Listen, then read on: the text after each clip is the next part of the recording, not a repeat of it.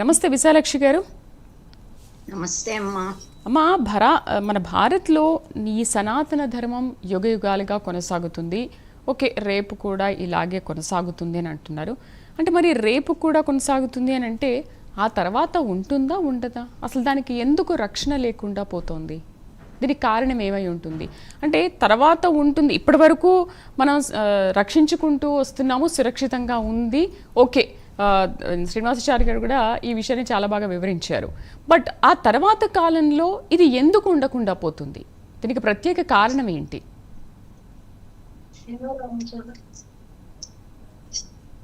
నమో నమః.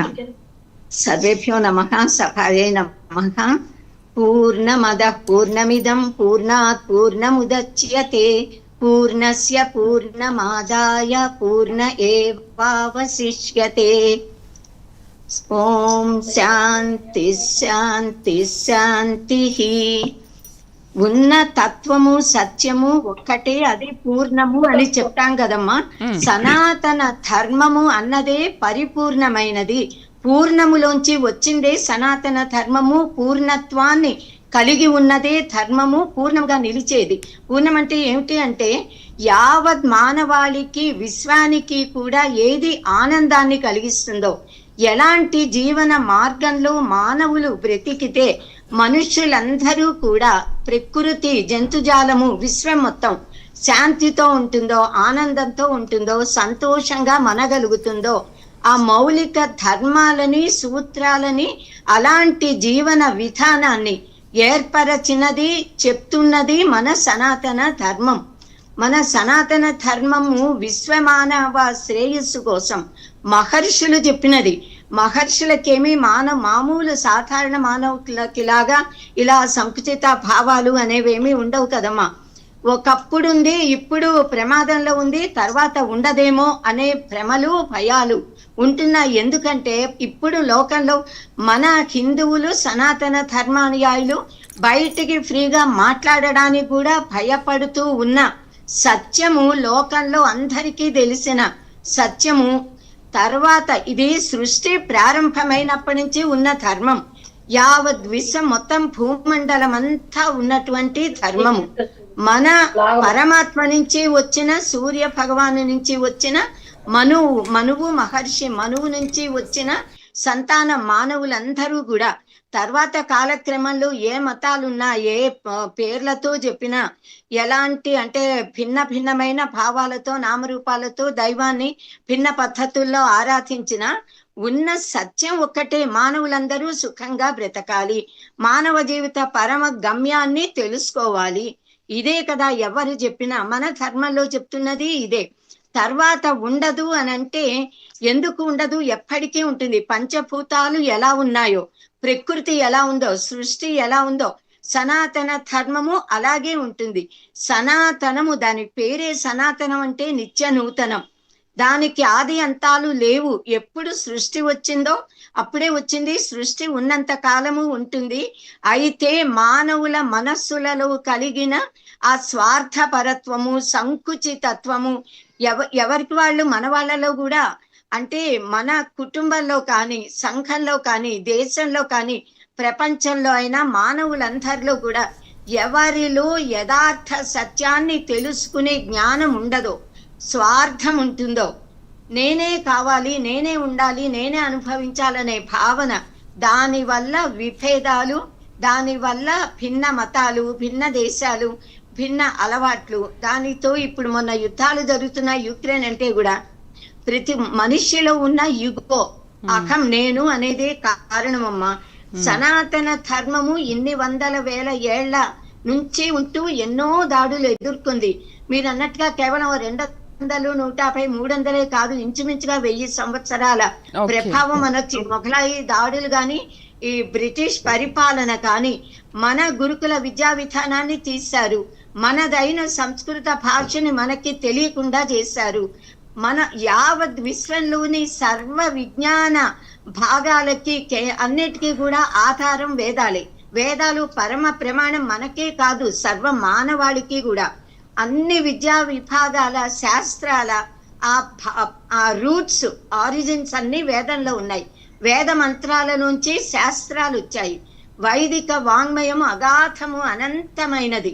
మానవులలో భిన్న ప్రవృత్తులు ఉంటాయి కదా, ఎవరి భావానికి అనుకూలమైన విధంగా వాళ్ళు జీవితాన్ని గడుపుతూ కూడా ఆనందంగా హాయిగా ఉండొచ్చు, పరమ సత్యాన్ని పొందవచ్చు అన్న సత్యాన్ని మన సనాతన ధర్మంలో చెప్పినట్టుగా మిగతా చోట చెప్పరు.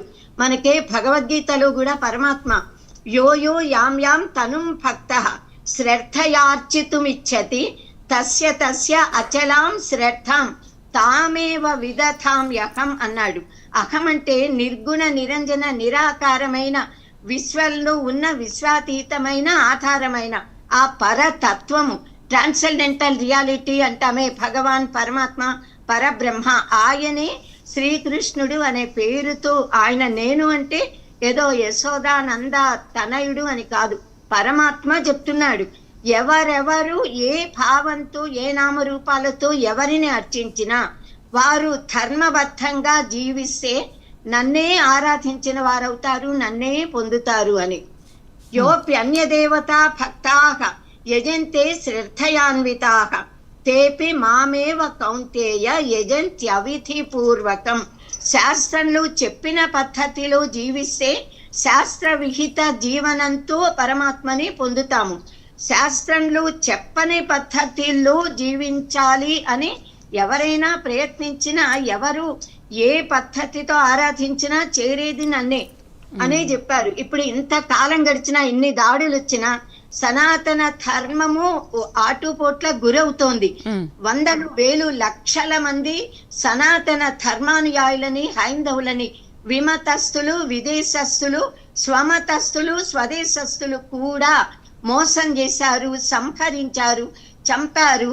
లక్షల కోట్ల మన జ్ఞాన రాశి అయిన తాళపత్ర గ్రంథాలు ఒకప్పుడు కలియుగ ప్రారంభంలోనే 1131-32 వేద శాఖలున్నాయి అని మనకి ప్రమాణం ఉంది, ఉపనిషత్తులో, పురాణాలలో, అన్నిట్లో. ఇప్పుడు 11 శాఖలున్నాయంటే మిగతావన్నీ ధ్వంసం చేయబడ్డాయి, దోచుకోబడ్డాయి. నలంద, తక్షశిల అన్ని మనకి తెలిసినదే. అలా విమతస్థులు మన జ్ఞానాన్ని చాలా మంది దగ్ధం చేసి కొంతమంది వాళ్ళ దేశాలకి తీసుకెళ్లారు. అదైనా మంచిదే, దాని వల్ల కూడా మానవాళికి ఉపయోగం కలుగుతుంది. ఎన్ని దాడులు జరుగుతున్నా సనాతన ధర్మం చెక్కు చెదరకుండా ఎలా ఉంటుంది అంటే ఆచరణ వలన. మనము ధర్మ ఏవ హతో హంతి ధర్మో రక్షతి రక్షితః తస్మాత్ ధర్మో న హంతవ్యో మానో ధర్మో హతోవధీకి.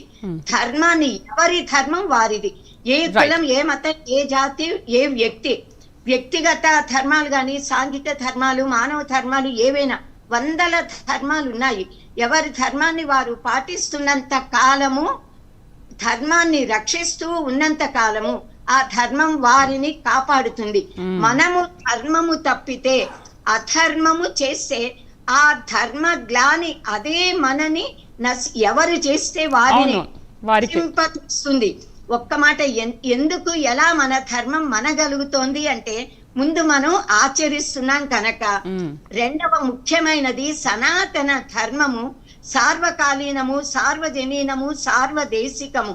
అంటే అన్ని కాలాలలో, అన్ని స్థలాలలో అందరు మానవులకి, ఎలాంటి వారికైనా హితవు కోరుతుంది, మంచినే చెప్తుంది, సర్వమానవ సౌభ్రాతృత్వాన్ని చెప్తుంది, వసుధైక కుటుంబక భావన చెప్పేది కేవలము సనాతన ధర్మము, మన వేదాలు, మన మహర్షులు.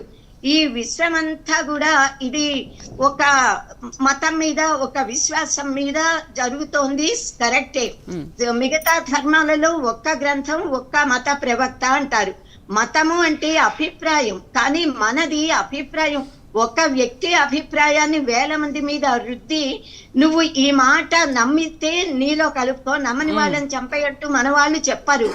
మన సనాతన ధర్మంలో కాలగమనంలో ధర్మాన్ని గురించి, సత్యాన్ని గురించి, దైవాన్ని గురించి, ధర్మాన్ని గురించి ఎవరు చెప్పినా అది విశ్వ శ్రేయస్సుకే.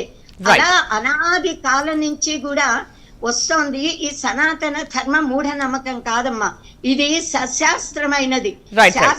మాట్లాడదామమ్మా. రైట్ సైంటిఫిక్ ఒక్క నిమిషం సైంటిఫిక్ గా నిరూపిస్తున్నాం మనం.